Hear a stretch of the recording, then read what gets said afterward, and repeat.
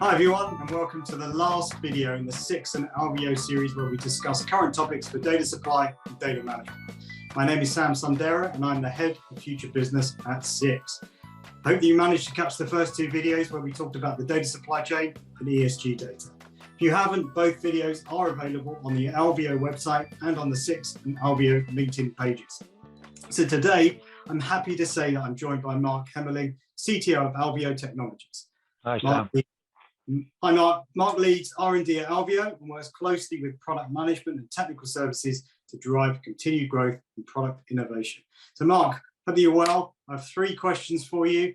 Hope you're ready. If we can start with data transparency, what do you see in terms of your customer demands for traceability, data lineage, usage monitoring, and other specific audit metrics?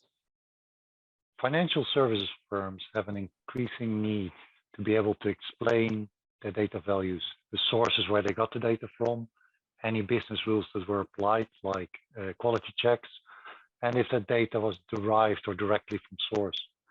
This is driven by regulation, compliance, and client reporting needs. But firms are also looking to make the most of the data they have. Thanks, Mark. And what about usage monitoring? Yeah, exactly.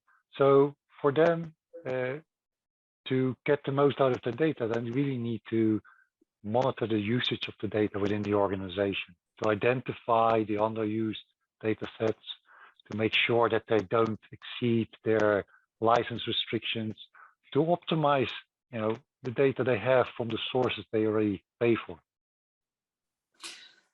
Very interesting, Mark. I agree. I think regulation and compliance are really changing behavior and driving the increase in customer demand. If we can move on to data management, which is often has to reconcile the need for accuracy and controls for day-to-day operations as well as flexibility. For example, data management for insight and research. How do you reconcile those differences in requirements? Okay, so we provide the rigor through our packaged integration with data sources, structured quality management process that we have built into our product lines, and through lineage and audit capabilities with very granular permissioning options for the user. Now, on the other side, we introduce the flexibility by making our system and data access through role-based configuration and dynamically allowing the user to create data views, which allows them to shape the data as they need it. This extends even to what shape they export these data sets. This allows for the quick onboarding of new data sets and integration into downstream applications. The last mile integration is really quite a challenging area, and we have various distribution options there, which is key to keep the cost low, the cost of change, and to increase, because especially now that the volume of the volumes of data and the speed of change is so dramatically increasing. I agree. Time to market, time to value critical. What about the research side? On the research side, we support Spark in our product lines, and we have a number of REST APIs which provide easy programmatic access for quants and data scientists. That's great, Mark. Thank you. And finally, what's next, Mark? Where's the market going, and what are your overall priorities for 2022? We see continued cloud adoption and increasingly a shift of the whole ecosystem to the cloud, with data being directly delivered through the cloud by platforms like Snowflake and Databricks. The volumes of data and the number of available sources continues to increase. One specific driver is ESG, which poses new requirements for asset managers, both for regulatory reporting as well as from a front-end perspective.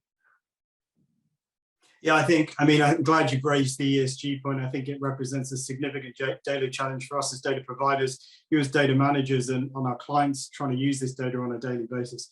We're also seeing increased use in low-code, no-code, and self-service tools. What's your view on those? Yeah, low-code, no-code. We tend to use the phrase configuration only, but it's true. In the past, we used to have self-service tools, but they were quite limited, Excel, BI tools. But with products like our Ops 360, the user can really configure data management processes from what sources he uses, what data to retrieve within those sources, what are the business rules he wants to apply, even what are the conditions for distributing that data downstream at a very granular level. And all of that is hangs together with an adaptive user interface, which just presents the user with the information he needs at that point to make his decisions. Mark, thank you. That was great. Very interesting. These are all areas where significant data management challenges exist for our clients. So we appreciate you sharing those insights and your expertise. As I mentioned at the start of this video, all 3 interviews are available on the Alveo website and on the SIX and Alveo LinkedIn pages. Final thank you to you for watching. And if you have any questions, please do connect to us on LinkedIn or contact either of us directly. Thanks.